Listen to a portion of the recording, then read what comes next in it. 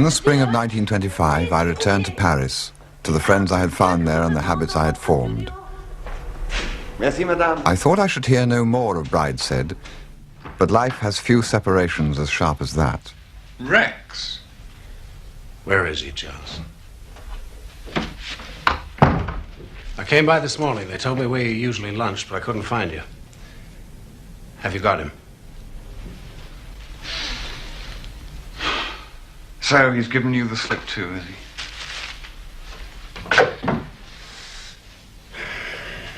We got here last night and we're going to go on to Zurich today. I left him at the lobby after dinner as he said he was tired. Then we ran to the Travelers for a game. And when you came back, you found he was gone? Not at all. I wish I had. No, he was waiting up for me. I had a run of luck at the Travelers. I cleaned up a packet. Sebastian pinched the lock while I was asleep. All he left me was 2 first-class tickets to Zurich stuck in the edge of the looking glass. It was close under 300 quid, blast him. So now he may be anywhere. Well, anyway.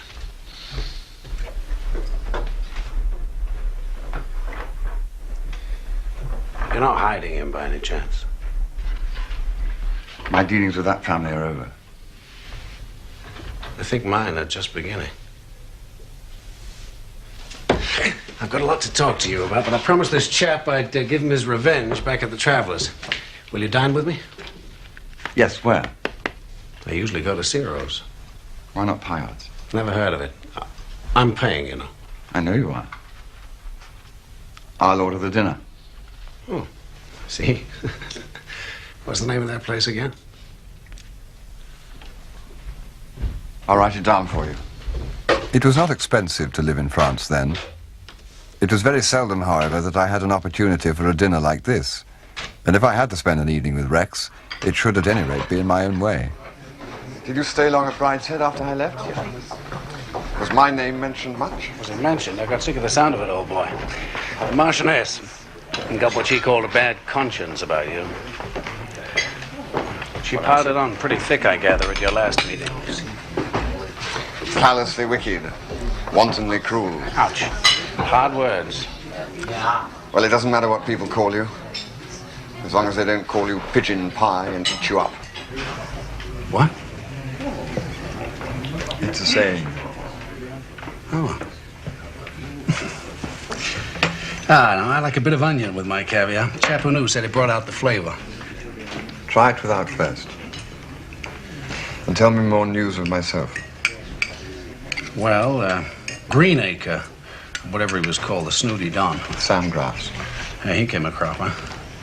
That was well received by all. He was the blue-eyed boy for a day or two after you left.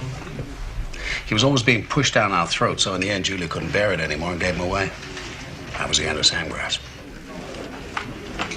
I'll tell you a thing, Charles, the Ma Marchmain hasn't let on to anyone. She's a very sick woman. Might peg out at any minute. George Anstruther saw her in the autumn and put it at 2 years. What is this soup? It's sorrel. I thought you'd find it interesting after the caviar. Is that true? How do you know? It's the kind of thing I hear. With the way her family are going on at the moment, I wouldn't give her a year. I know just the man for her in Vienna. But she won't do anything about it. I suppose it has something to do with that crack-brain religion of hers, not to take the body seriously.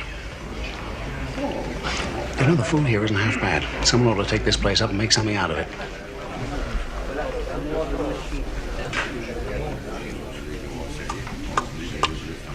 I'll tell you another thing. They're in for a jolt financially if they don't look out. I thought they were enormously rich. They're rich in the way that people are who just let their money sit quiet. Every one of that sort's a lot poorer than they were in 1914, and the flights don't seem to realize it. Hey, look at the way they live. I closed my mind to him as best I could and gave myself to the food before me.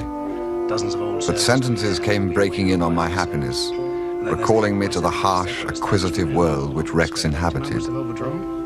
Those were the kind of things he dealt with: mortal illness, debt, and greed. Julia's just rising 20. I don't want to wait till she's of age. But I don't want to marry her without doing the thing properly. Nothing hole in corner. I have to see she isn't junketed out of her proper settlement. His theme was plain. He wanted a woman, he wanted the best on the market, and he wanted her cheap. I'll go to the time when notoriety has done its bit. I need setting up solidly, you know. St. Margaret's, Westminster, whatever Catholics have. Royalty. The Prime Minister being photographed going into the church. So, as the Marchioness won't play ball, I'm off to see the old man and square things with him.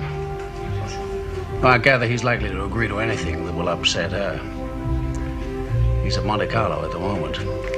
I planned to go on there after dropping Sebastian off in Zurich. That's why it's such a bloody bore having lost him. Now, brandy is one of the things I do know a bit about. Now, this color is too pale, and I can't taste it in this thimble. Waiter. Garçon.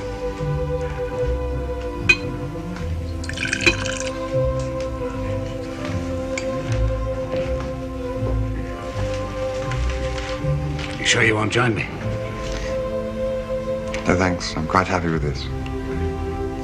Well, it's a crime to drink it if you don't really appreciate it. The wedding was at the beginning of June.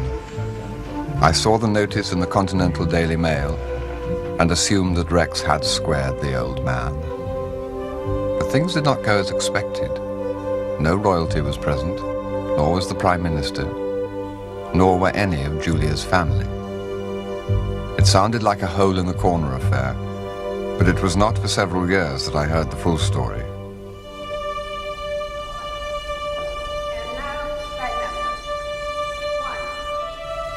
It is time to speak of Julia, who till now has played an intermittent and somewhat enigmatic part in Sebastian's drama. It was thus she appeared to me at the time, and I to her. But as Sebastian in his sharp decline seemed daily to fade and crumble, so much more did Julia stand out clear and firm. When I first met her, when she met me in the station yard and drove me home through the twilight that high summer of 1923, she was just 18 and fresh from her first London season. Some said it was the most brilliant season since the war and that things were getting into their stride again. Through those halcyon weeks she darted and shone, part of the sunshine between the trees, part of the candlelight in the mirror's spectrum. She outshone by far all the girls of her age, but she knew there were grave disabilities from which she suffered. There was the scandal of her father, that slight inherited stain upon her brightness, that seemed deepened by something in her own way of life, a waywardness and willfulness, a less disciplined habit than most of her contemporaries. There was also her religion. Wherever she turned, it seemed to stand between her and her natural goal. But having been brought up a Catholic, if she renounced her religion now, she would go to hell, while Protestant girls of her acquaintance, schooled in happy ignorance, could marry eldest sons, live at peace with the world, and get to heaven before her. There could be no eldest son for Julia. Perhaps in a family of 3 or 4 boys, a Catholic might get the youngest without opposition, but younger sons who could not inherit were indelicate things, not to be much spoken of. There were, of course, Catholics themselves, but these came seldom into the little world Julia had made for herself. What was there left? That was Julia's problem after her weeks of triumph in London.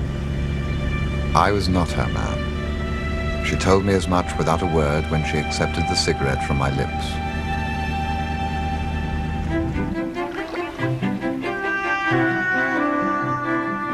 When Julia left Sebastian and me alone for that first summer at Brideshead, she went to stay with an aunt, Lady Roscommon, in her villa at Cap Ferrat. There she pondered her problem. She knew it was not insurmountable. There must, she thought, be a number of people outside her own world who were well qualified to be drawn into it. The shame was that she must seek them. Rex Mottram and Brenda Champion were staying at the next villa on Cap Ferrat, taken that year by a newspaper magnate and frequented by politicians. Are you coming in? They would not normally have come within Lady Roscommon's ambit, but living so close, the parties mingled, and at once Rex began warily to pay his court.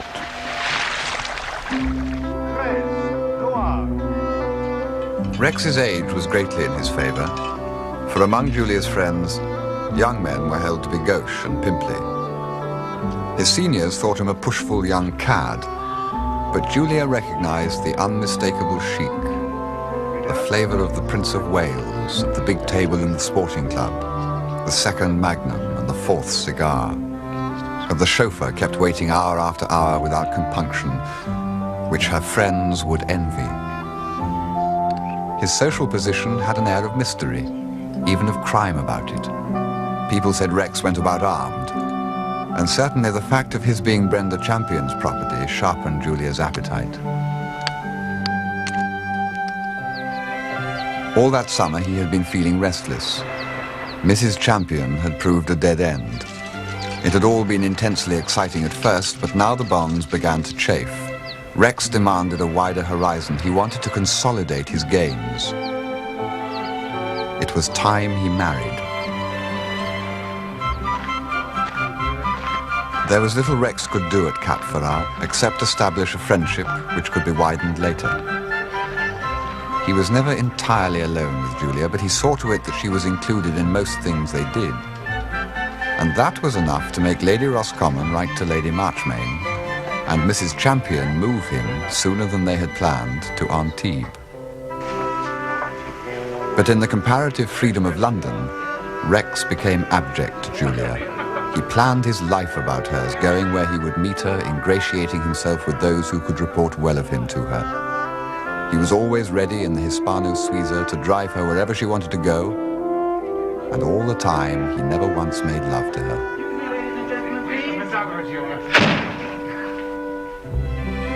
By that time at Brideshead, between Christmas and Easter, he had become indispensable. And then, without in the least expecting it, she found herself in love. This disturbing and unsought revelation came to her one evening in May, when Rex had told her he would be busy in the Commons. Driving by chance down Charles Street, she saw him leaving what she knew to be Brenda Champion's house.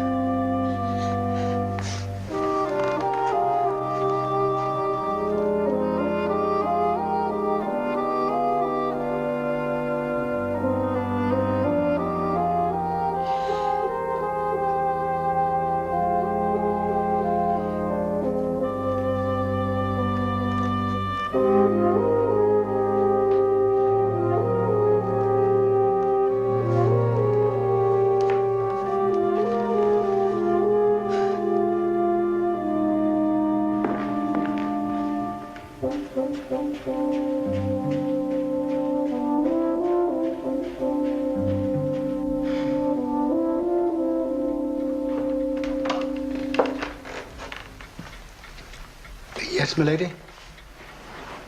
Wilcox, I'm starving. Will you bring me some bread and milk? Bread and milk, is that all, milady? Yes. Oh, and Wilcox, when Mr. Mottram telephones in the morning, whatever time it is, say I'm not to be disturbed. Very good, milady.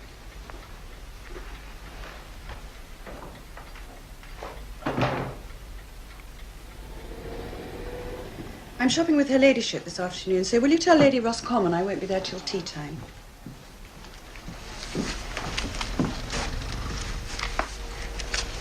Oh, and Beddoes, tell Wilcox I'm motoring to the Chasms on Friday, so I'll need a car.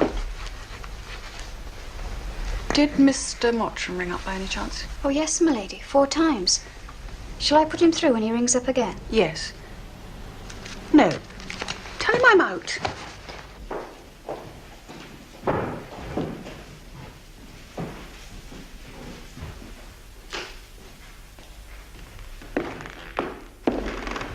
Mr. Mottram is waiting, m'lady.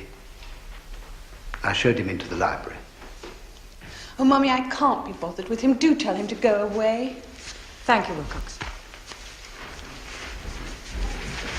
It's not at all kind, Julia. I've often said he's not my favourite among your friends, but I have grown quite used to him, almost like him. You really cannot take people up and drop them just like that, particularly people like Mr. Mottram. Oh, Mummy, must I see him? There'll be a terrible scene if I do. Nonsense, Julia. You twist that poor man round your finger.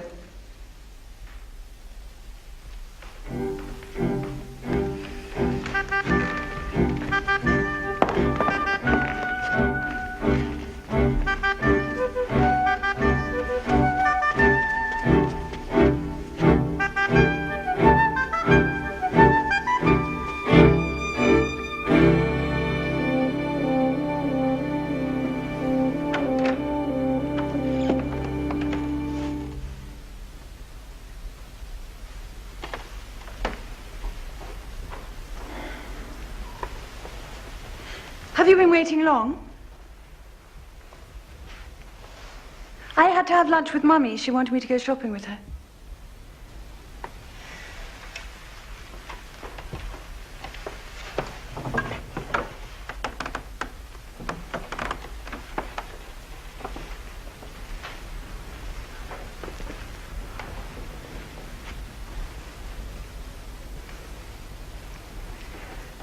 How was the house last night?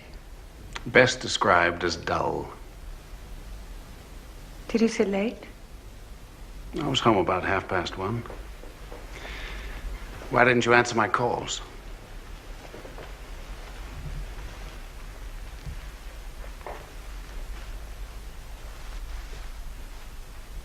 What time did you get there? About 8 o'clock. Maybe a bit later. I had somewhere to go first.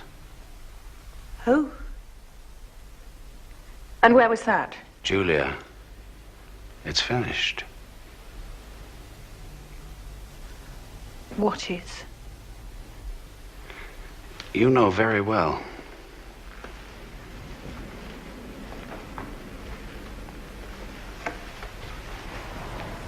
She wanted me to tell her face to face. I don't give a damn about Brenda Champion. I don't give a damn if you see her. You can do just what you like. Can I?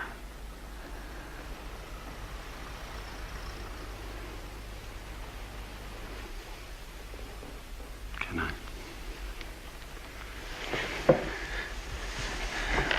I'll never see her again.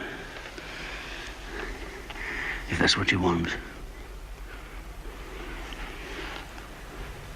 So Julia came out of the library an hour later, engaged to be married. I warned you this would happen if I went in there. You did nothing of the kind. You merely said there might be a scene. I never conceived of a scene of this kind. Anyway, you do like him, Mummy. You said so. He's been very nice in a number of ways. I consider him entirely unsuitable as your husband. So will everyone. Damn everyone. We know nothing about him.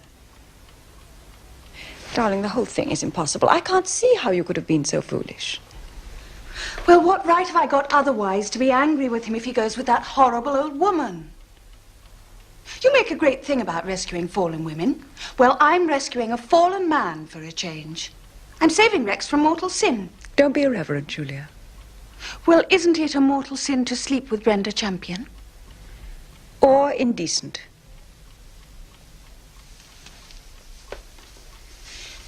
He's promised never to see her again. I couldn't ask him to do that unless I admitted I was in love with him, could I? Mrs. Champion's morals, thank God, are not my business. Your happiness is.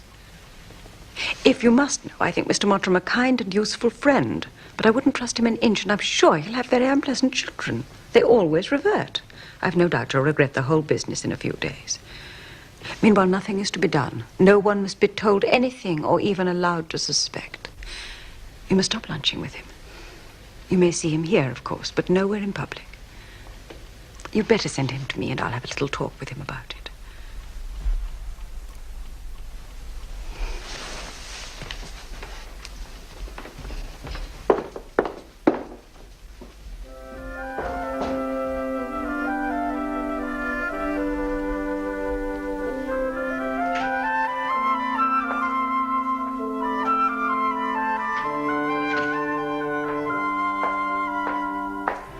Thus began a year's secret engagement for Julia, a time of great stress.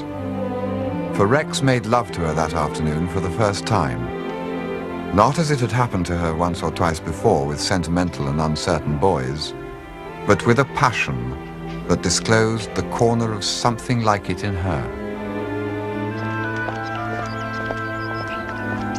Their passion frightened her, and she came back from the confessional one day determined to put an end to it.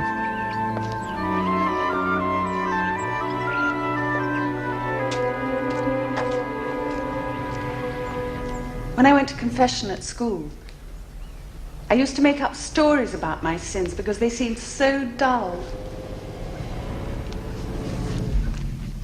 Once I was in there for an hour and a quarter. The rest of the class were kneeling outside, waiting their turn. Sister Goddard was furious. We all missed going swimming. But she couldn't ask me what I'd said. It's sacred, you see.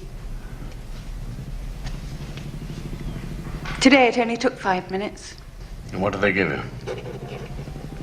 3 Hail Marys. And a clean slate? Well, that sounds very attractive to me. It's not really clean, though.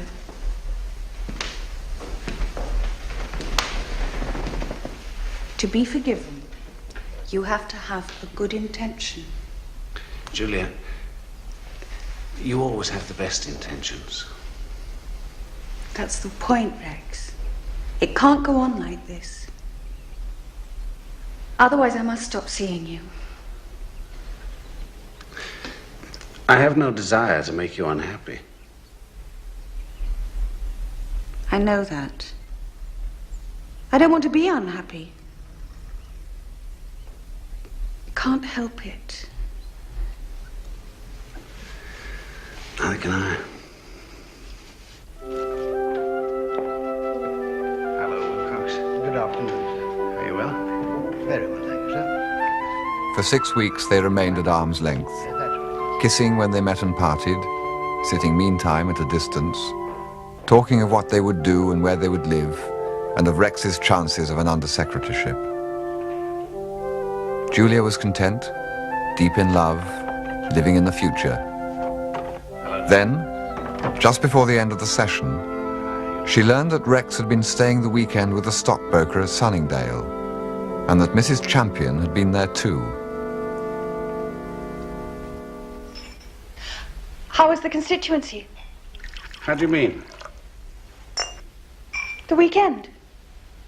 You said you had a meeting at your constituency. Oh, as a matter of fact, the plans were changed. I got trapped into a weekend with Teddy Barons down in Sunningdale. Bankers and stockbrokers, Julia. Not your style. You'd have hated it.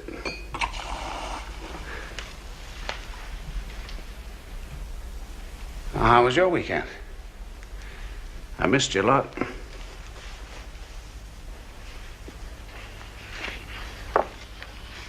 Did Brenda Champion hate her weekend, too? I don't know. I barely spoke with her. It was quite a crowd. Teddy had a house full. I see.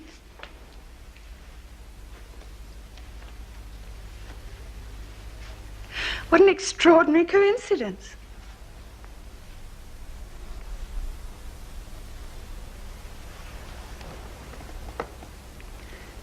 You must have been pleasantly surprised. No. No, I was surprised to find her there. I had no idea that she knew Teddy that well. Rex, please don't lie to me. Julia, sometimes I find you very hard to understand. What the hell do you expect? Don't you ever try to see it my way? Now, what right have you to ask so much when you give so little? I'll telephone you later.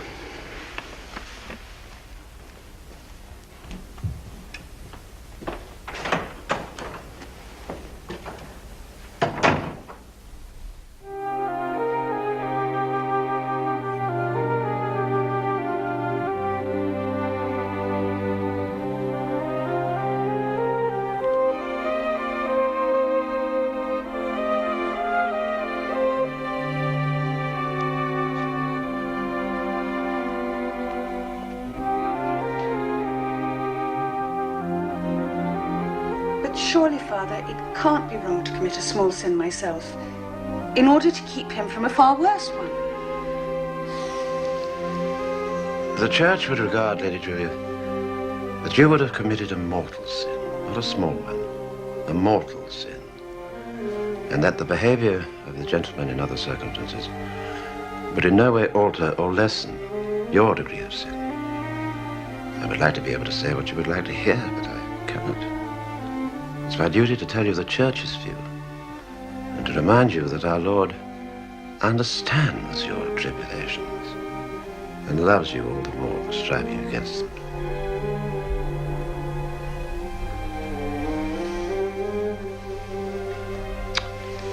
Well, now I think it's time to hear your confession. No, thank you. I don't think I want to today. Goodbye, Father. From that moment, she shut her mind against her religion. That Christmas, Julia refused to take Holy Communion, and Lady Marchmain found herself betrayed, first by me, then by Mr. Samgrass, in the first grey days of 1925. She decided to act. She forbade all talk of an engagement. She forbade Julia and Rex ever to meet. It was characteristic that even in this crisis, she did not think it unreasonable to put Sebastian in Rex's charge on the journey to Dr. Beretha's. And Rex, having failed her in that matter, went on to Lord Marchmain in Monte Carlo, where he completed her route. You say my brother's lost? Do you mean literally? Oh, very odd. That's right. Vanished into thin air, along with 300 quid that he took to help him on his way. We shall reimburse you at once, of course. No need for that, Bridie. Are you sure you can't find him again? I understood you knew how to go about this sort of thing. This time it may be difficult. Alcoholics develop great cunning.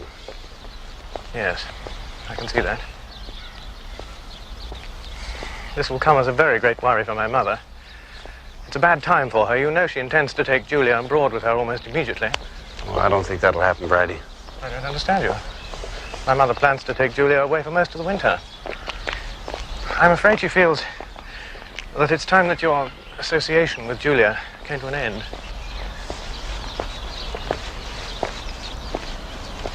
Julia and I are getting married. Well, I don't think that's possible. It's hardly likely that my mother would change her views. Bradley, I've talked with your father. I saw him in Monte Carlo, and I have his written consent. You know, he seemed delighted with the whole idea.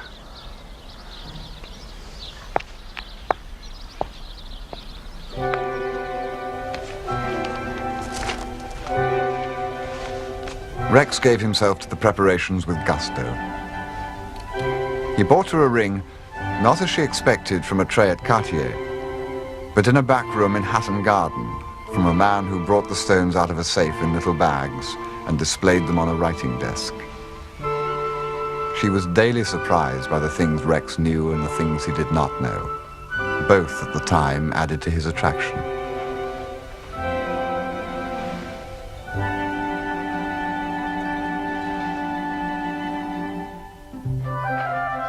There was trouble about the marriage settlement, with which Julia refused to interest I herself. don't care what Bridie says. I'm not settling up my capital. What the hell do I want with trustee stock? I don't know, darling. The lawyers were in despair. Rex absolutely refused to settle any capital. See, I make money work for me. I expect 15 or 20%, and I get it. Now, it's pure waste tying up capital at 3.5. I'm sure it is, darling. I mean, these fellows act as though I were trying to rob you. They're the ones who do all the robbing. They want to rob you of 2/3 of the income that I can make for you. Doesn't matter, Rex. We've got heaps, haven't we? There's another thing your damn fool brother can't get into his head. I want a decent wedding. I went to the Bob and Palmer wedding in Madrid. That's the sort of thing I want for you. It's one thing your church can do. It's put on a good show. You never saw anything to equal those cardinals. How many do you have here in England? Only one, darling. One. Can you hire some others from abroad? Well, Rex, a mixed marriage is usually conducted very quietly. No splash. How do you mean mixed? I'm not a nigger or anything. No, darling. Between a Catholic and a Protestant. Oh, if that's all, it's soon unmixed. I'll become a Catholic. How does one go about it? Belgrave Square, please. Lady Marchmain was dismayed and perplexed by this new development. It brought back memories of her own courtship and another conversion. Rex, I wonder if you realize how big a thing you're taking on in the faith. It would be a very wicked step to take without believing sincerely. Lady Marchmain, I don't pretend to be a very devout man. And I'm not much of a theologian. I do know it's a bad plan to have two religions in one house, and a man does need religion.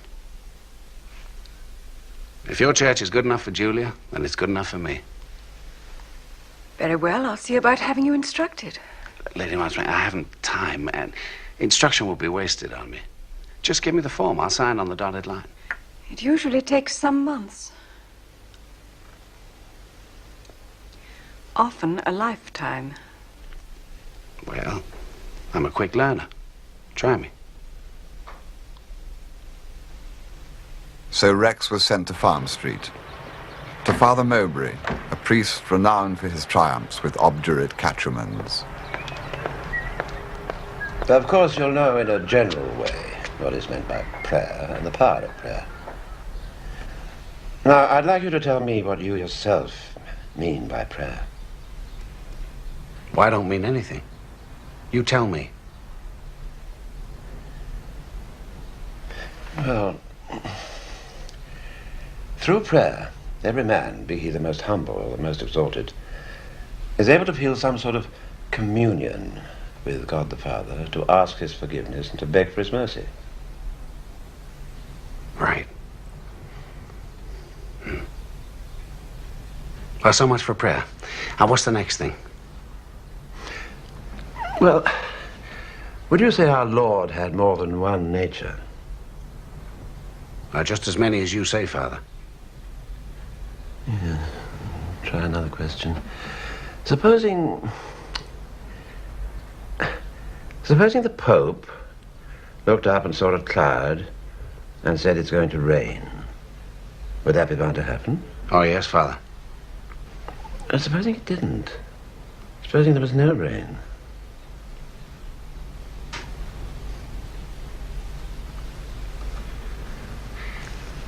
I suppose it'd be sort of raining spiritually, only we were too sinful to see it.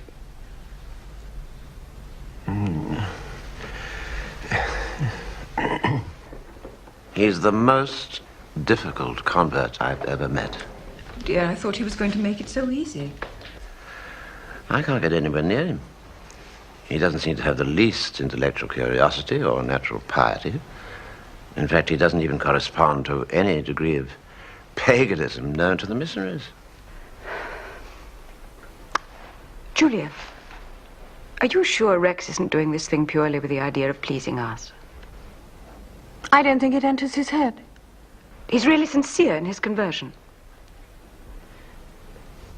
He's absolutely determined to become a Catholic, Mummy. Our Father, which art in heaven, hallowed be thy name. Thy kingdom come, thy will be done on earth as it is in heaven. Give us this day our daily bread, and forgive us our trespasses as we forgive those that trespass against us. Lead us not into temptation, and deliver us from evil. Amen. Hail Mary, full of grace, the Lord is with thee. And blessed art thou among women, and blessed is the fruit of thy womb, Jesus. Holy Mary, Mother of God, pray for us sinners, now and in the hour of our death. Amen. Could you tell me now, Mr. Moultrie, who it is who merits heaven? Whosoever is good merits heaven. That is, whosoever loves and serves God faithfully and dies in his grace. Good. And what do the wicked who serve not God and die in mortal sin deserve? The wicked who serve not God and die in mortal sin deserve hell. Ah, that's really quite encouraging. Well, we'll continue next time. But before you go, Mr. Moultrie, is there anything particular troubling you? Look, Father, I don't think you're being straight with me. I want to join your church, and I'm going to join your church, but you're holding too much back. What do you mean, holding too much back? Now, I've had a long talk with a Catholic, a very pious and a well-educated one, and I've learned a thing or two. For instance, you have to sleep with your feet pointing east because that's the direction of heaven, so if you die in the night, you can walk there. Now, I'll sleep with my feet pointing any way that suits Julia, but you expect a grown man to believe about walking to heaven? And what about the Pope who made one of his horses a cardinal? And what about the box you have in the church porch, where if you put a pound note with somebody's name on it, they get sent to hell? Mr. Moultrie, No. I'm not saying there may be a good reason for all this, but you ought to tell me about it. Now let me go and find out for myself. But who can he have been talking to? Did he dream it all? Cordelia, what's the matter? What a chump! What a glorious chump! Cordelia, it was you. Oh, Mummy, who would have believed that he would have swallowed it?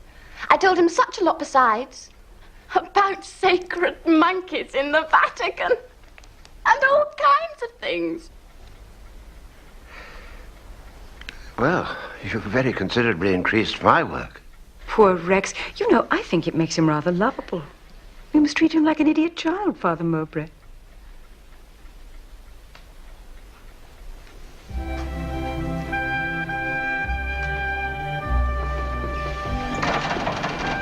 I'm no expert, but this looks good.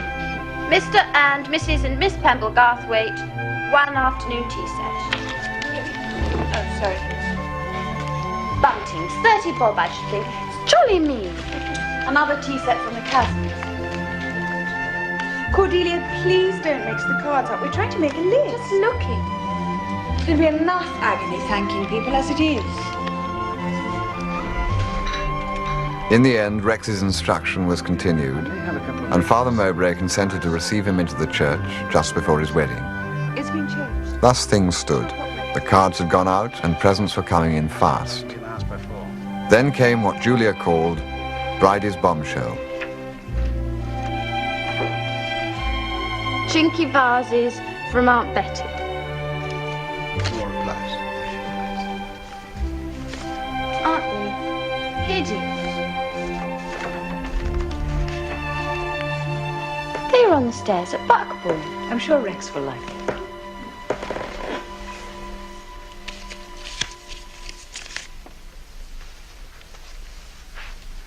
You'd better pack all this stuff up again. Bridie, what do you mean? Only that the wedding's off. Bridie. I thought I'd better make some investigations into my prospective brother-in-law, as no one else seemed interested. I've just got the answer. He was married in Montreal in 1915 to a Miss Sarah Evangeline Cutler, who is still living there. Rex, is this true? Sure, it's true. What about it? What about it? What about it, you say? Have you taken leave of your senses? Are you quite mad? Whoa. Steady, Bridie. You'd better explain, Rex. I don't know why you're all looking so head up. I mean, she isn't a thing to me. I was just a kid. It's the sort of mistake anyone could make. You think that, do you? We got our divorce back in 1919. Look, for God's sakes, what's all the rumpus? You might have told me. You never asked. Honestly, I haven't given her a thought in years. But don't you realize, you poor sweet oaf, you can't be married as a Catholic when you've got a wife still living? But I haven't. Didn't I just tell you I was divorced 6 years ago? But you can't be divorced as a Catholic. I wasn't a Catholic, and I was divorced. Now, I've got the papers somewhere. But didn't Father Mowbray explain to you about marriage? Why, he said I wasn't to be divorced from you. Well, I don't want to be. I can't remember all Father Mowbray told me. Sacred monkeys and plenary indulgences and the 4 last things. If I remembered all he told me, I shouldn't have time for anything else. Now, how about your Italian cousin, Francesca? She married twice. She had an annulment. All right, then. Then I'll get an annulment. Now, what does it cost and who do I get it from? Well, does Father Mowbray have one? Look, I only want to do what's right. Nobody told me. Well, what do you want me to do? Don't tell me there isn't someone who can fix this. There's nothing that can be done, Rex. It simply means your marriage cannot now take place.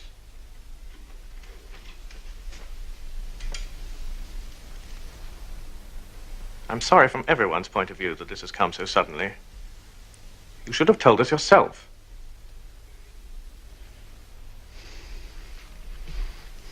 Look, maybe what you say is right. Maybe, strictly by law, I shouldn't be married in your cathedral. But the cathedral is booked, and no one there is asking any questions. Now, the Cardinal and Father Mowbray don't know about it. Nobody except us knows a thing. Well, why make trouble? Now, why not just stay mum and let the thing go through? Who loses anything by that? Well, maybe I risk going to hell. Well, I'll risk it. But what's it got to do with anyone else? Why not? I don't believe these priests know everything. I don't believe in hell for things like that. I don't know that I believe in it for anything. Anyway, that's our lookout. We're not asking you to risk your souls. Just keep away. Julia, I hate you.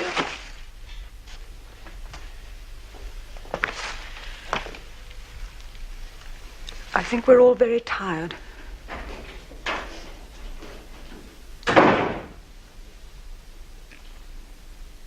We should talk. If there is anything more to say, I suggest we discuss it later. There's nothing to discuss, except what's the least offensive way we can close the whole incident. Mother and I will decide that. We must put a notice in the Times and the Morning Post. The presents will have to go back. I don't know what is usual about the bridesmaids' dresses. Do you, Julia? Oh, shut up, Bridie. Just a moment, just a moment. Maybe what you say is right.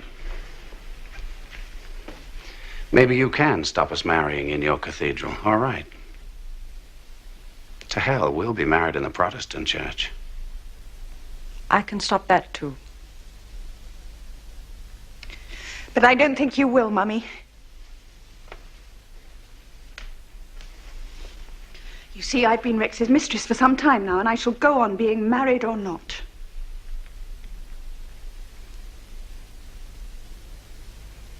Is this true? No, damn it, it's not. But I wish it were.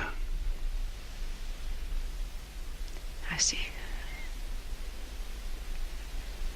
I can't go on any longer just now. We must discuss this later.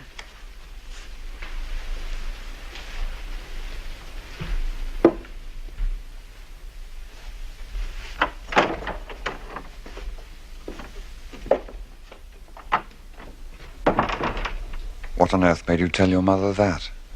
That's exactly what Rex wanted to know. I meant I was much too deep with Rex just to be able to say, the marriage arranged will not now take place, and leave it at that. I wanted to be made an honest woman. I've been wanting it ever since, come to think of it. So the talks went on and on. Poor Mummy. In the middle of it, Rex just telegraphed to Papa, Julia and I prefer wedding ceremony take place by Protestant rites. Have you any objection? He answered, delighted.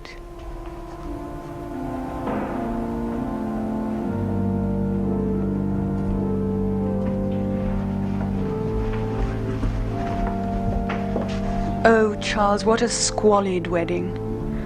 The Savoy Chapel was the place where divorced couples got married in those days. A poky little place, not at all what Rex had intended. I wanted just to slip into a registry office one morning and get the thing over with a couple of charwomen as witnesses. But nothing else would do, but Rex had to have bridesmaids and orange blossom and the wedding march. It was gruesome.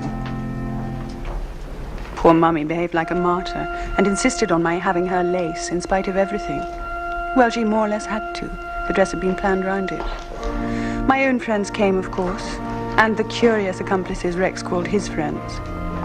The rest of the party were very oddly assorted. None of Mummy's family came, of course. One or two of Papa's. All the stuffy people stayed away. You know, the Anchorages and Chasms and Vanburghs. And I thought, thank God for that. They always looked down their noses at me anyhow. But Rex was furious because it was just them he wanted, apparently. Poor Cordelia took it hardest. At first she wouldn't speak to me. Then, on the morning of the wedding, she came bursting in before I was up, straight from Farm Street, in floods of tears, begged me not to marry, then hugged me, gave me a dear little brooch she'd bought, and said she prayed I'd always be happy. Always happy, Charles. So, you see, things never looked like going right. There was a hoodoo on us from the start.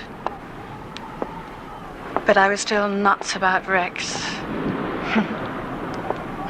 Funny to think of, isn't it?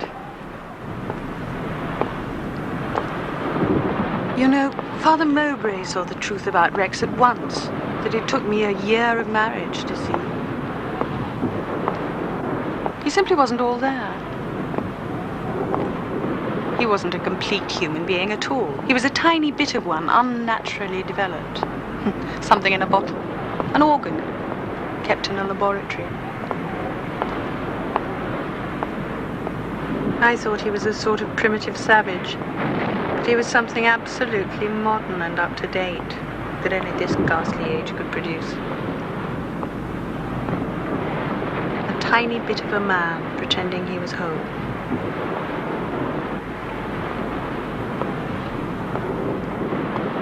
Well, it's all over now.